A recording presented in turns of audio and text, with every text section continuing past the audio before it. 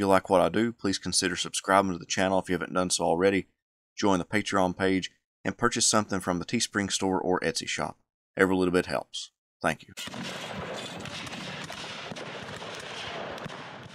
Newly named Army of Tennessee Commander John Bell Hood inherited a divisive army, partly made as a result of his own promotion.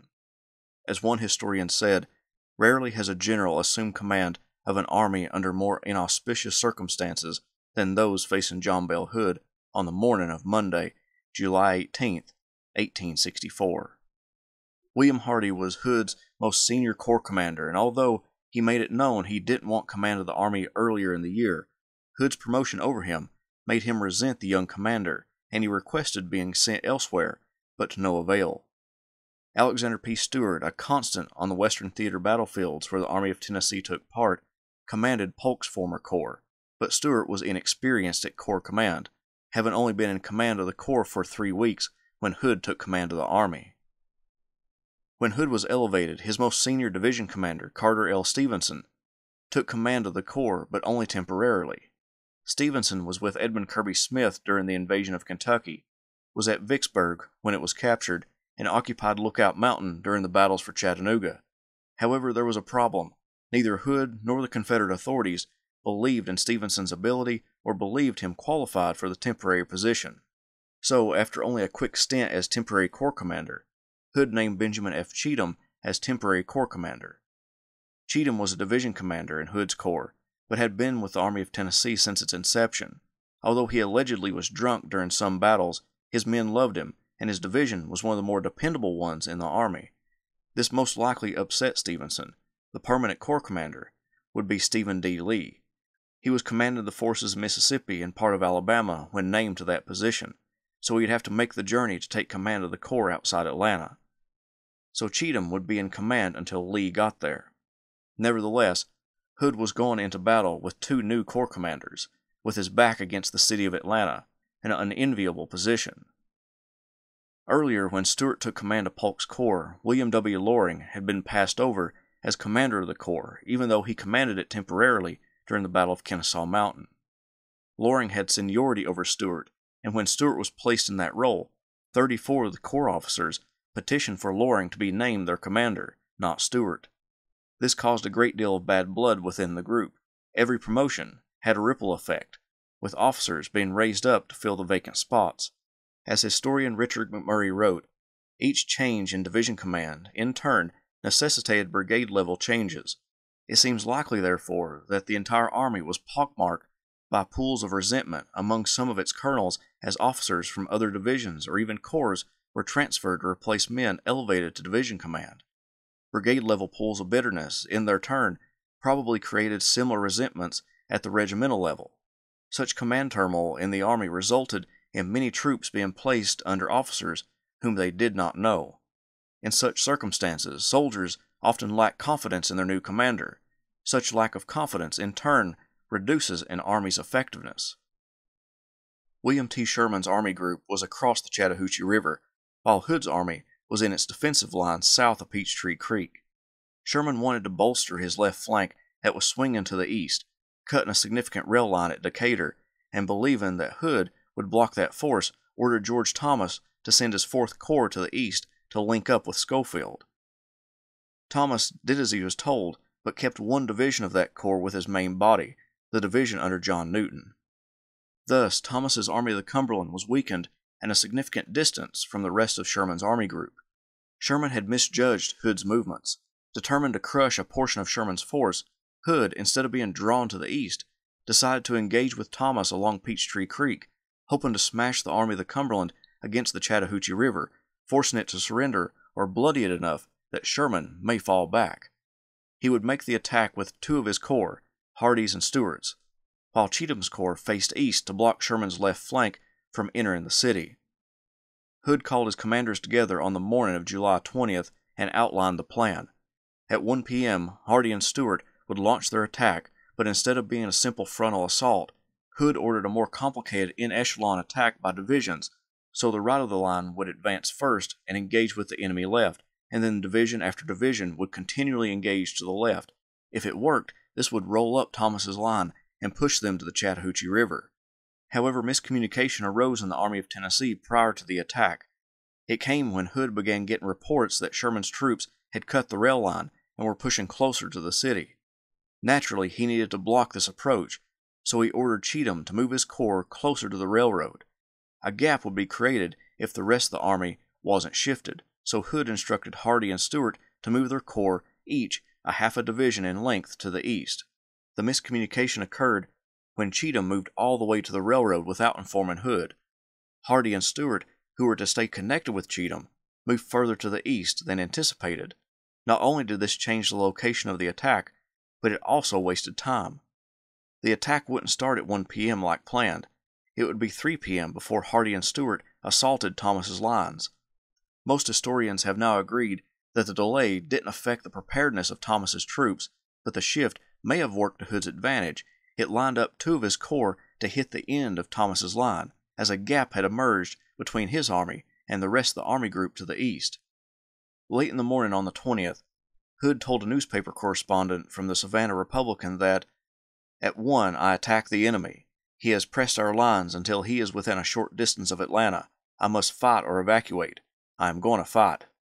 The odds are against us, but I'll leave the issue with the God of battles."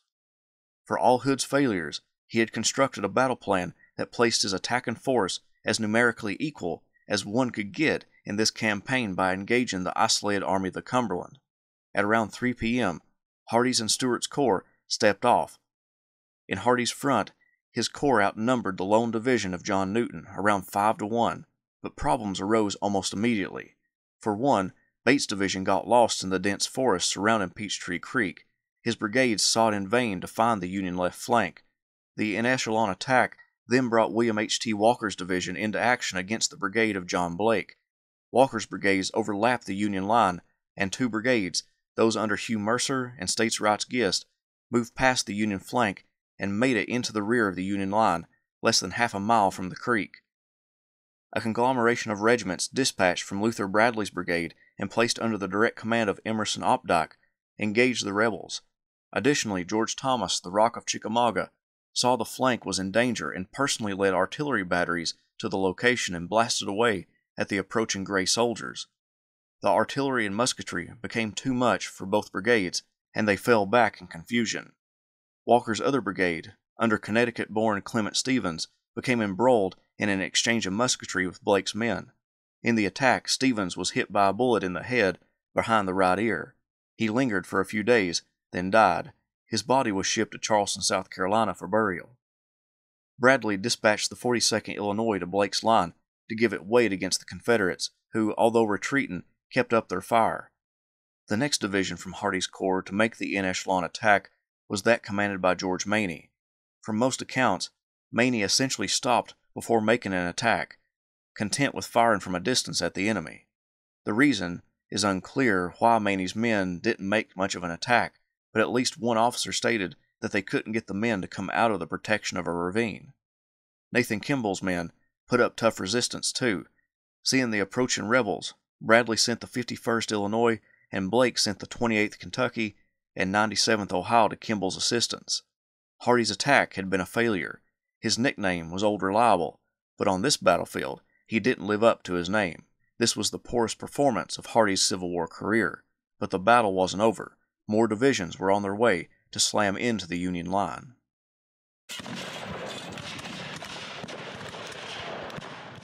The Confederate shift to the east when Benjamin Cheatham moved his corps all the way to the railroad that ran from Atlanta to Decatur allowed Hardee's corps to vastly outnumber the enemy force in his front, but he was unable to coordinate a successful attack against John Newton's division. However, his ability to outnumber the enemy made the Confederate left weak. Alexander P. Stewart's corps was to Hardee's left, and his one corps would run into elements of two Union corps, those under Joseph Hooker and John Palmer. On Stewart's right was the division of William W. Loring, with two brigades, one under Winfield Scott Featherston and the other under Thomas Scott. Those two brigades were positioned to take on a full Union division each. Featherston aimed at William Ward's division, and Scott aimed at John W. Geary's division. Hooker's corps wasn't fully prepared for an attack. Ward's men were at ease, and didn't hear much of the roar of battle coming from their left, while John Newton engaged the corps of William Hardee. Geary's division, on the other hand, was well prepared, with the brigades stacked one behind the other. When Loring's division pushed forward, they encountered a strong Union skirmish line, but were easily able to shove them out of the way as they advanced toward the Union main line. However, the resistance did cause some confusion in the rebel ranks. When the Union skirmishers retreated, nearly half of Featherston's men halted, with only the 31st, 22nd, and 33rd Mississippi continuing their pursuit of the enemy. It also appears that Featherston himself didn't advance any further than the Union skirmish line. Scott's brigade on the left split when they encountered the skirmishers, with the consolidated 27th, 35th, and 49th Alabama and the 12th Louisiana moving to the left, as the other two Alabama regiments headed straight for the Union line. John Coburn commanded the brigade in the center of Ward's line and learned from skirmishers of the rebel attack. He quickly got his men into line and then informed his fellow brigadiers Benjamin Harrison and James Wood of the attack. Coburn advanced against the Mississippians, encountering the 22nd Mississippi. Harrison, a future president of the United States, soon got his brigade in motion as well, but there was a gap between the Union brigades. The 31st Mississippi in Harrison's front put up stiff resistance, and the rebel regiment began to extend its line to the right, with some of its troops getting on the flank and even into the rear of Harrison's brigade. Harrison's double line allowed him to shift his rear rank to the flank, sealing the breach and connecting his brigade with Coburn's brigade. The 31st Mississippi put up a fight against Harrison's troops. The Union brigadier feared his men were expending an extensive amount of ammunition. He sent his adjutant to bring up multiple boxes of ammunition from the ordnance wagons, and ordered others to raid the cartridge boxes of dead Union and Confederate soldiers. In the deadly hail of lead, every company commander of the 31st Mississippi was shot during the engagement. It got so bloodied from the attack that the first lieutenant took command of the entire regiment. Harrison kept his men moving, pushing all the way to the Collier Road, chasing away the units of Featherston's brigade who remained behind while their comrades had surged forward. Coburn's men joined alongside them. On the Confederate left, the Alabamians and Louisianians, who separated from their comrades, began to swing to the right, catching the blue-coated soldiers off guard and driving them deep behind their own lines. Geary was at or near the front lines attempting to restore order and pulling regiments from his rear ranks and throwing them forward.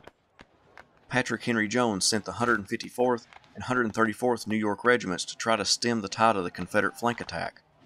The rebel volleys drove back those regiments and continued to press the Union line.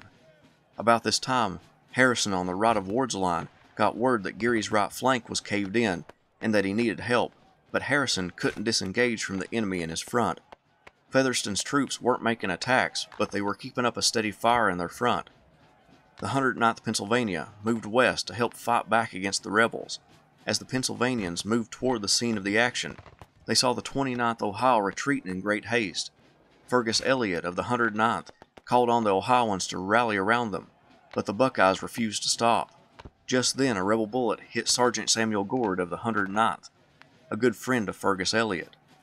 Elliott said, "Gord was a staunch friend of mine, and his death seemed to nerve me to do what I had first intended doing, make a stand." Elliott took the flag from the 29th's color bearer and inspired the remnants of the 29th to make a stand with the Pennsylvanians.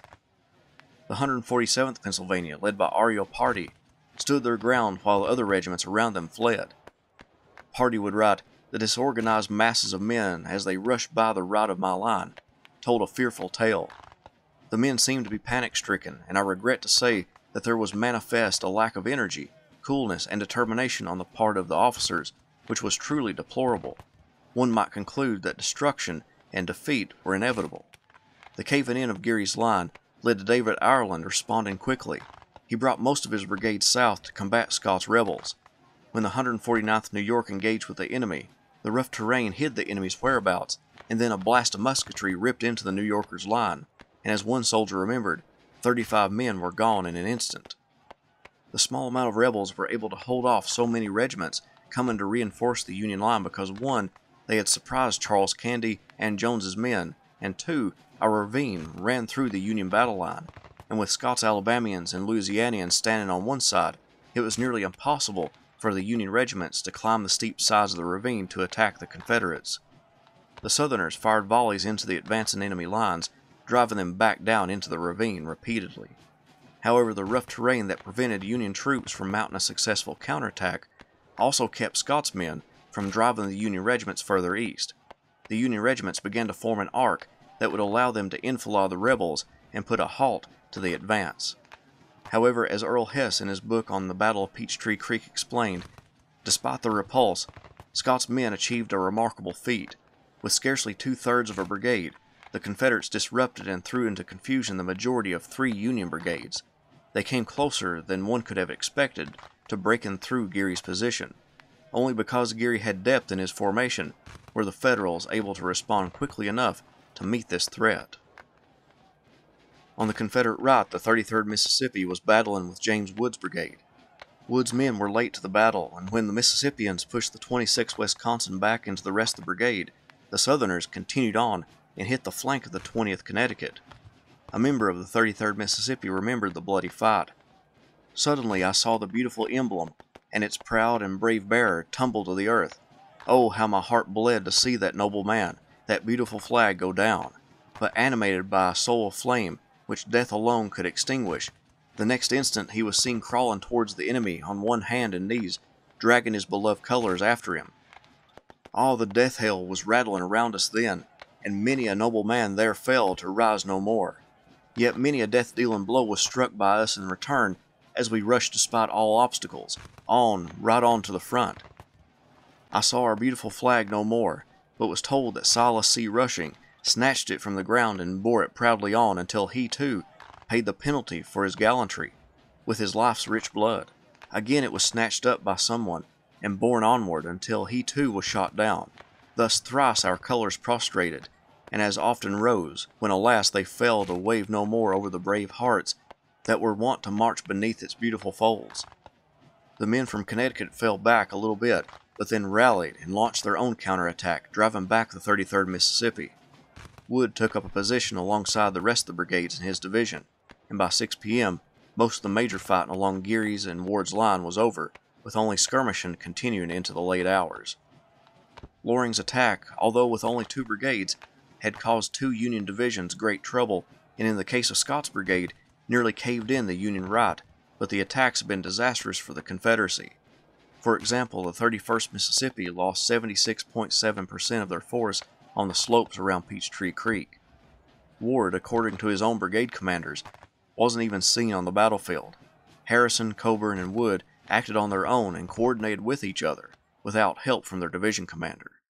To Loring's left, the divisions of Edward Walthall and Samuel French were about to collide with the divisions of Alpheus Williams and Richard Johnston. The en-echelon attack, ordered by Confederate Army Commander John Bell Hood, had thus far ended in defeat for each division that moved forward, but the battle wasn't over.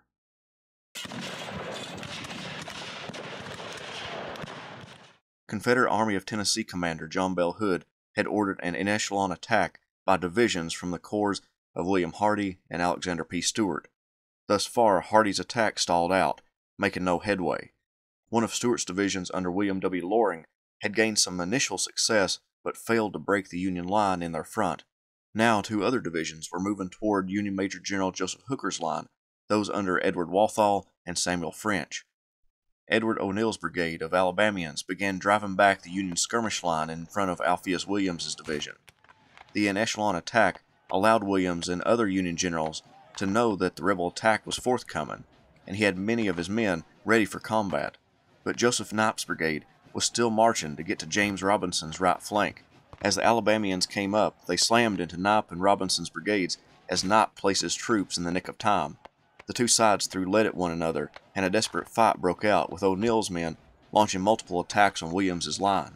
A member of the 82nd Ohio named DeWitt Foos allegedly helped a wounded comrade to the rear, and once to the rear, the provost marshal ordered him to guard some prisoners.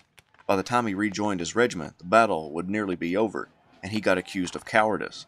He was court-martialed and found guilty and sentenced to stand on a barrel for 2 hours a day for 20 days, with a sign on his back reading, "I skulked before the enemy." Another Union soldier fired his gun so many times that the barrel became so hot as he was ramming a cartridge down the barrel. The heat set off the powder, and it shot the bullet as well as the ramrod out of the gun. The surprised Federal soldier, without a moment's hesitation, yelled, "Take that, and see how you like it." He then scrambled around the dead and dying, attempting to find a replacement ramrod. The 24th South Carolina, part of States' Rights Gist Brigade of William H.T. Walker's division and William Hardee's corps, had been left behind earlier in the day when Stewart's and Hardee's corps shifted east. They were still on picket duty in the same spot they were before the corps moved, and when the battle began, they began to move to find Gist's brigade. Stewart found the regiment, and instead of letting it go back to its own brigade, ordered it to join O'Neill, knowing O'Neill needed reinforcements. So the 24th South Carolina temporarily joined the Alabamians in their attack against Williams's line. The thick forest resulted in the men standing just 25 yards away from each other in some areas, firing away. A Union soldier shot in the chest calmly handed his rifle and equipment to his captain, telling the captain he appreciated his kindness and that he wouldn't need this equipment any longer, then walked a few yards to the rear, laid down, and died a few hours later. The South Carolinians began to work their way around the flank of Knopp's line, threatening the integrity of the entire division's defenses. Williams energetically called on Thomas Ruger's brigade to supply reinforcements. Knopp went to Ruger's line to personally choose the regiment to reinforce his own line. Joseph Hooker was with Ruger's brigade and pointed to a regiment to send to Knopp. Knopp yelled, "No, no, I don't want that one." Hooker pointed to the 27th Indiana, and Knopp said, "All right, I'll take that one. 27th Indiana, I want you. This old brigade never has been whipped, and it never will be whipped." With Knopp there to lead them, the Hoosiers approached the flank. The fight intensified as the men from Indiana fired away at the South Carolinians. A sergeant in the 27th attempted to bring some levity to the situation and called out to Knopp and asked, "General, have you any chewing tobacco?" Knopp, who had been excitable during the entire engagement, calmly walked up to the man and produced a plug of tobacco. The sergeant was amazed at the general's actions and surprised that he actually thought the joke was a serious question. He didn't know whether to take it or not. Knopp said, "That's all I've got." The sergeant took a knife, cut a piece off, and Knopp kept the rest. Williams sent more reinforcements in the form of the 101st Illinois and the 82nd Illinois from Robinson's line to refuse the line to the west. Try as they might, O'Neill's Alabamians couldn't break Williams's line.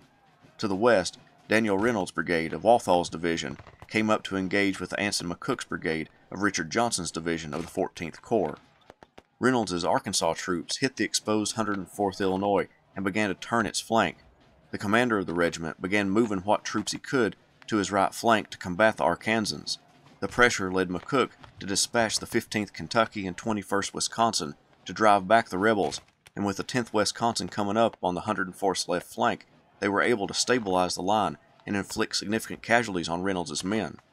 Samuel French's division of Stewart's corps was also supposed to come up and attack the Union line, but by the time they got to within striking distance, it was dusk, and all the previous attacks had failed, so they never fully engaged, other than skirmishing with their Union counterparts. The fight for Peachtree Creek was over. Estimates vary, but it seems as though Hood and the Confederate Army of Tennessee lost 2,500 men total in the engagement, while Thomas and the Union Army of the Cumberland lost around 1,750 men. One Union soldier wrote, "I have just ridden along our division front, also Hooker's. The slaughter was severe. Dead rebels lie thickly strewn upon the ground.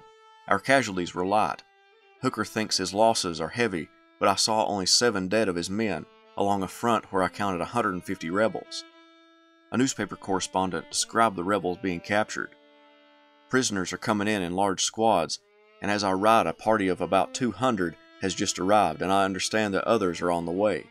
The whole number brought in up to the present writing is, I suppose, about 800, although it is difficult to form an estimate at a point where they are hastily collected and being rapidly sent to the rear."